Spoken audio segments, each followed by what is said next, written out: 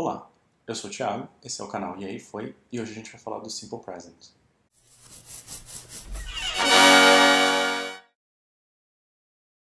Bom, eu acho que a primeira coisa que você deve estar se perguntando é onde foi parar meu cabelo.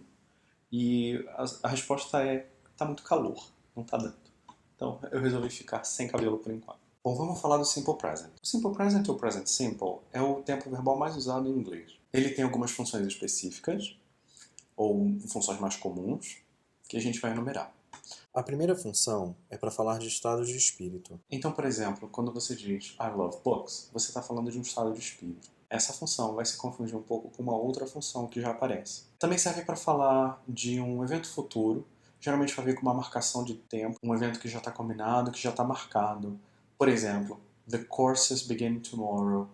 Então, se os cursos começam amanhã, isso é uma coisa marcada. Ele também é usado para falar de fatos, que é uma que se confunde mais ou menos com estados de espírito, ainda que não seja a mesma coisa. Então, se eu digo The Girls Fix TVs, é um fato. As meninas ou as moças consertam TVs. E esse também se confunde um pouco com hábitos e rotina, que é a outra função.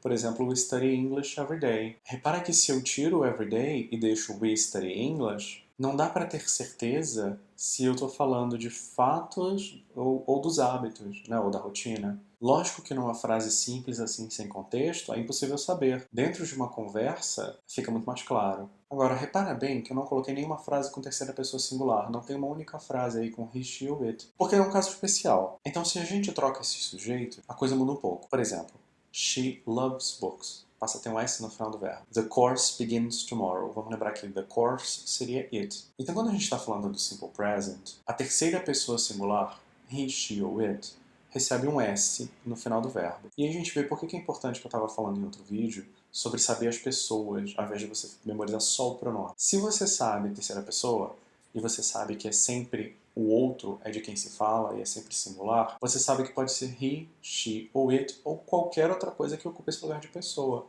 Por isso esse exemplo do the course.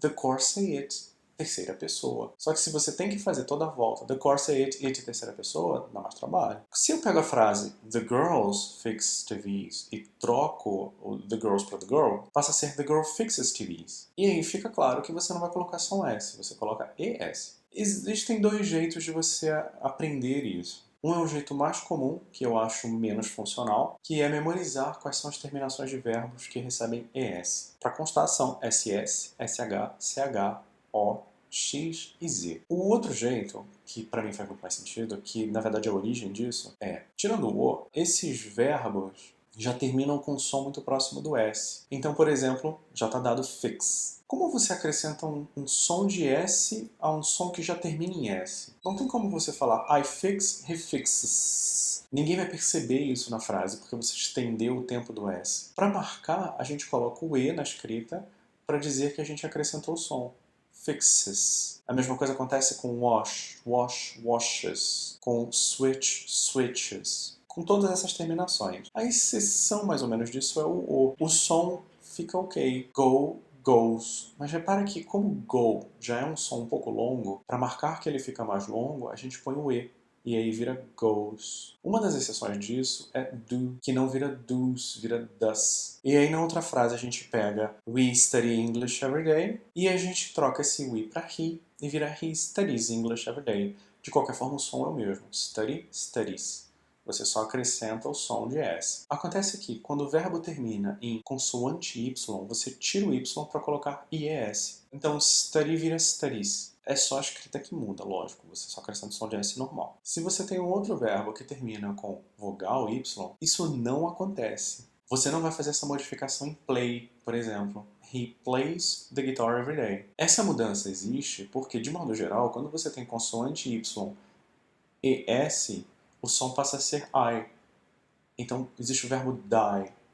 E aí não é o die de morrer, é o die de tingir alguma coisa. D-Y-E. Die. Se você simplesmente acrescentasse, aparentemente, visualmente, passaria a ser he studies. E aí é outra coisa. Outros exemplos de coisas que não mudam são prays, stays e buys. Inglês é uma língua que funciona com base em auxiliares. O auxiliar do simple present é do. Quem já estudou sabe disso. Acontece que a gente não é ensinado isso de um jeito muito funcional. É meio memoriza isso aqui e vai. Do é auxiliar do simple present. Ele sempre está na frase. Ele não está realizado, mas ele existe na frase. Ele sempre aparece entre o sujeito e o verbo como auxiliar, né? Nessas frases aqui, eu sublinhei o sujeito para facilitar um pouquinho e coloquei o do bem fraco. Ele sempre está aí, mas ele está não realizado. Então o falante sabe que ele está. Então vamos falar das funções que o do pode cumprir na frase. Quando ele aparece nessa posição, entre sujeito e verbo, quando ele é realizado nessa posição, ele tem uma função enfática. É mais ou menos assim, alguém vira e fala, você não estuda inglês. E aí você responde, eu estudo sim. Você está sendo enfático. Seria I do study it, ou I do study English. E é isso. Ele só aparece aí, pronto. A negativa em inglês, quase sempre, 99,99% das vezes, é feita com not. Not vai entrar em algum pedaço da frase. E esse pedaço é o auxiliar. O auxiliar que a gente tem aqui é do. Do.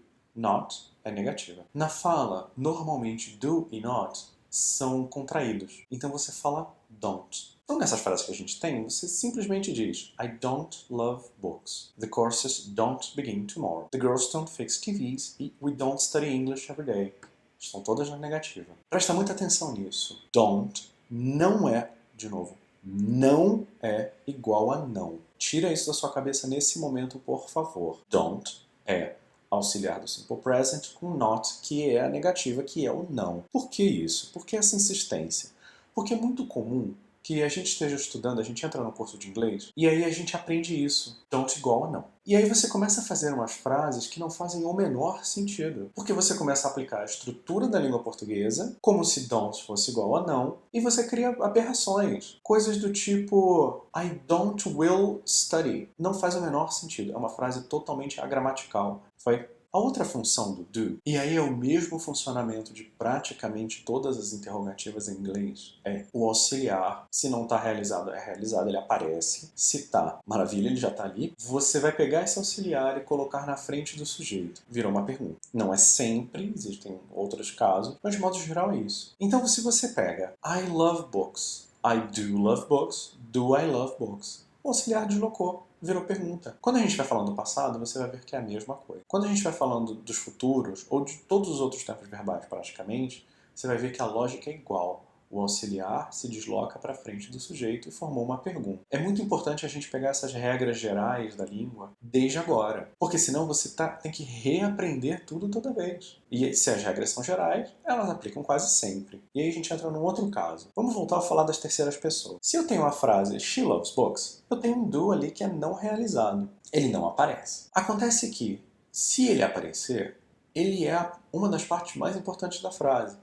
Porque ele está dizendo para você o tempo verbal e ele está dizendo, vim cumprir uma função. Se ele é realizado, o S que está no verbo sai e vai para ele. Então, she loves books, para ser enfático, passaria a ser she does love books. Percebe que o S não está mais no verbo. Ele está no verbo auxiliar. Como faz a negativa? Com not. É N''T, a contração. Does not é geralmente abreviado para doesn't. Repara que eu estou pegando o som does e acrescentando o som doesn't. Mas tem um som dizendo no meio, mas aí a gente fala disso outra hora. Então, se eu quero fazer a negativa dessas frases, ficaria she doesn't, the course doesn't, the girl doesn't, he doesn't. Todos os verbos perderam o S porque o S foi pro do. Esquece a ideia de que aparece o does e aí o verbo perde S. Não, é um efeito cascata. Aparece do, ele é importante, ele puxa o S, por isso o verbo não tem S. Como é um processo lógico, é menos fácil você esquecer. Vai se tornar menos comum que você diga frases como she doesn't loves, porque foi tão martelado na sua cabeça que he, she, it tem S no verbo, que você esquece que o do é que está puxando esse S. A mesma coisa se aplica então para a interrogativa. She does love books vira does she love books. The course does begin tomorrow vira does the course begin tomorrow. E assim em diante, usando os mesmos exemplos. Foi até aqui, né?